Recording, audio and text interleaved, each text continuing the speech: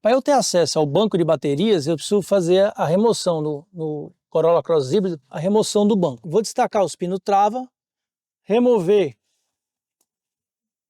o terceiro cinto da condição e eu faço a remoção do banco. Fiz a remoção do banco, eu já tenho acesso ao banco de baterias. Então ele tem o banco de bateria, lembrando que ela está desenergizada, eu posso fazer o trabalho. Eu tenho que fazer o trabalho da remoção das travas do banco para fazer o trabalho em cima da bateria.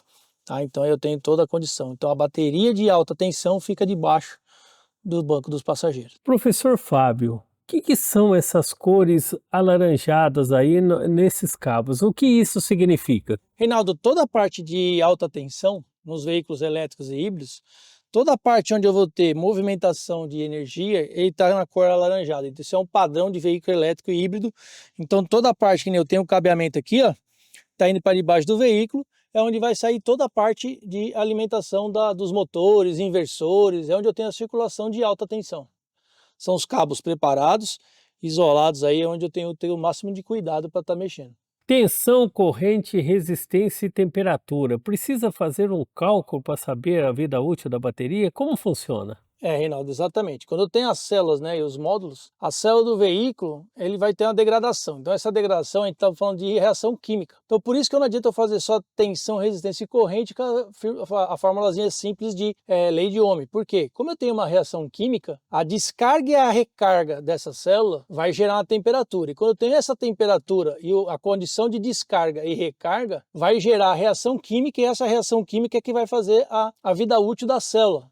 Concluindo assim também a vida útil do módulo. Lembrando que quando tem o ciclo de vida, que nem a gente já comentou, esse ciclo de vida da célula, na descarga e na recarga, é justamente isso. Então por isso que ele tem o controle de temperatura e a tensão e resistência com a corrente, né, seria a utilização do veículo em movimento. Temos que ter cuidado, pois o veículo híbrido, mesmo em funcionamento, ele é silencioso. Se um mecânico inexperiente ele não tirar aquela chave de segurança, o veículo, nesse momento agora, se a bateria cair a tensão, ele pode entrar em funcionamento? É isso mesmo? Como que funciona?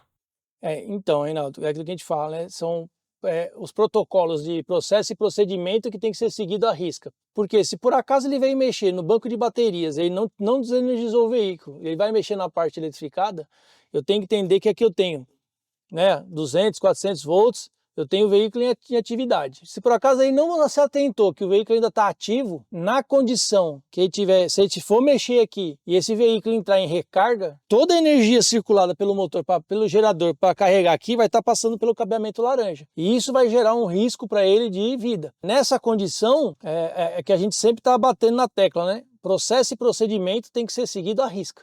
A gente não pode, quando vai mexer com o veículo elétrico híbrido, condição de que é mais um carro, eu vou desmontar e vou fazer. Por quê? Isso aqui gera risco de vida. Então, o cuidado que tem que ter. Por isso que nós temos algumas documentações a ser preenchidas, ver se, né, eu tenho condição de análise por redundância de informação. Então, eu tenho 2 técnicos envolvidos e eles vão fazer a redundância da informação. Desenergizou? Verificou a bateria de baixa? Tirou a chave de segurança? Então, a redundância faz a segurança. Essa bateria é parecida com a bateria de celular. O funcionamento. Toda bateria precisa de um sistema de refrigeração. Essa tem algum sistema de refrigeração na bateria? Ela tem o sistema só no conversor e tem uma parte de ventilação aqui, ó. Ela tem uma ventilação aqui, ó. Nessa condição lateral aqui, ó, eu tenho um motor elétrico como se fosse um eletroventilador de refrigeração interna. Então ele vai captar o ar daqui e jogar dentro da bateria para fazer a refrigeração dela. Porque lembrando que o meu controle de temperatura é principal. Como se fosse aquele sistema de ventilação no computador normal? Isso, como se fosse um coolerzinho que o pessoal chama, né? Só que aqui ele usa como se fosse um motor de ventilação interna. Isso aqui pode estar ligado a qualquer momento, né? Se o veículo estiver ativado e a unidade de controle percebeu que a bateria aqueceu, ele pode ativar mesmo o veículo andando em baixa, parado, né? A chave tendo contato, ele ativou, ele pode ativar o eletroventilador aqui para fazer a refrigeração. Esse é um veículo híbrido. Se ele fosse um veículo elétrico, a bateria seria bem maior? A bateria, normalmente no veículo elétrico, a bateria está composta no assoalho do veículo. Porque ela tem uma carga maior, um número de células maiores para ter uma autonomia maior. E também o sistema de refrigeração dela é diferenciado. Eu posso ter ela por líquido de arrefecimento ou mesmo por ar-condicionado. Trabalhar com veículo híbrido e elétrico requer muita experiência. Por isso que a remuneração é tão alta, professor. Eu não vou cair nem na situação de muita experiência, mas vai ter que ter muito estudo e muita capacitação. A capacitação é o que vai fazer o diferencial e o técnico capacitado em veículo elétrico e híbrido é o que faz a diferença na hora da manutenção. Por isso aí a remuneração mais alta, porque eu pegar um mecânico que não se preocupa com capacitação para mexer nesse tipo de veículo, não dá certo.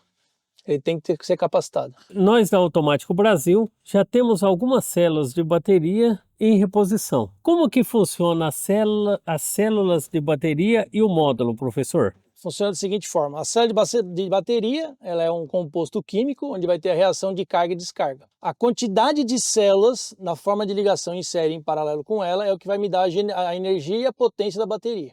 A ligação delas vai fazer, e o módulo vai fazer esse controle. O que o módulo controla? Ele controla tanto o momento de descarga do veículo, de consumo da bateria, quanto também a recarga. Então o módulo faz esse monitoramento e faz com que a inversora e a conversora trabalhem de forma a deixar a bateria no maior nível de equilíbrio energético. Professor Fábio, então se uma bateria de um veículo híbrido ou elétrico está com problema, podemos trocar só uma célula e fazer a manutenção nela? Reinaldo, essa é uma pergunta muito boa, porque hoje, perante as montadoras, a maioria das montadoras não preconiza troca de célula ou troca de módulo. Ela preconiza a troca do pack inteiro.